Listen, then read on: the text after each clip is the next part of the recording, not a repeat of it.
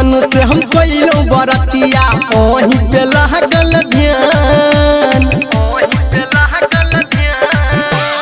बड़ी रे जतन से हम कइलो बरतिया ओही पे लागल ध्यान देलौ न दर्शन मैया भोगलै बिहान सुनू ये छठी मैया सुनू ये छठी मैया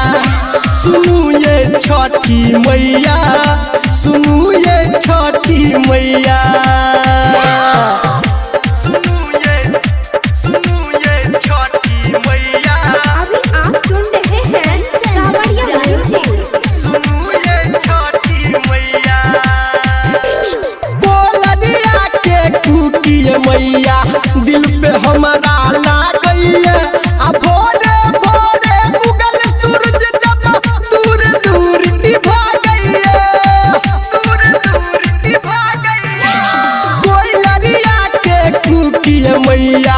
दिल पे हमारा लागइए आ भोरे भोरे उगल सूरज जब दूर दूर निभा गइए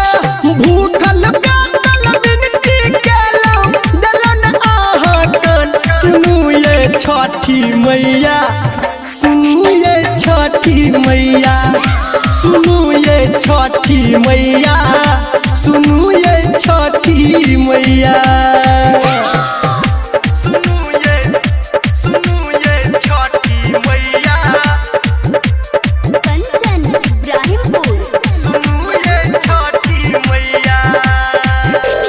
थर थर कांपता हमर शरीरिया पोखरी के बीचो ठाढ़िए अब पाथर सोनक देह लगइए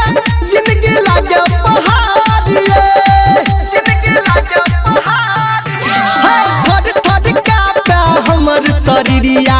पोखरी के बीचो ठाढ़िए अब पाथर सोनक देह लगइए जिंदगी लागे पहाड़िए धर्मेंद्र निरमलिया कहे